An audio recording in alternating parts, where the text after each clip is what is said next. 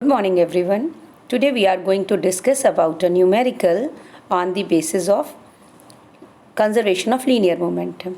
According to this question, they are saying that two objects each of mass 1.5 kg.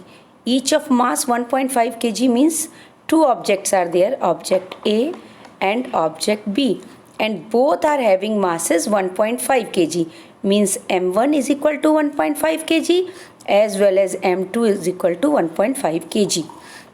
Now second thing they are saying, moving in the same straight line but in opposite direction. They are moving in the opposite direction but in a same straight line, means here object A with mass m1 and here object B with mass m2, but direction is in opposite way. Now next thing they are saying, the velocity of each of the object is 2.5 meter per second before the collision, means before collision the velocity of the object is 2.5 meter per second. We can consider u initial velocity, or we can say v1 and v2.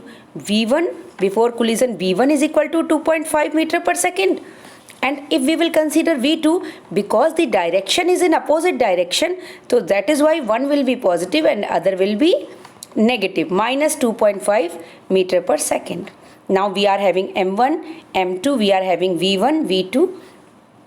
Now after this they are saying before 2.5 meter per second before the collision, during which they stick together. But what happened after collision? After collision both the objects stick together, means after collision they are coming in the opposite direction they were moving before collision, but after collision what happened? They both stick together. The mass m1 and m2, object A and B, they stick together, means total they combined together.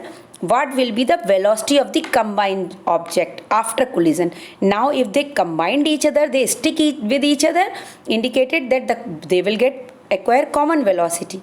So that is why we have to consider the value of the v velocity v. Now as per the conservation of momentum, total momentum before collision has to be equal to the total momentum after collision. Now in such case we will place m1 v1 plus m2 v2 is equal to masses combined together m1 m2 and velocity became same, means v. We are having value of m1 v1 m2 v2, we are having value of m1 m2. We will place all the values and we can easily find the value of v. What we will do now, for this we can just place the values and we can get the value of v, and the value of v has to be 0.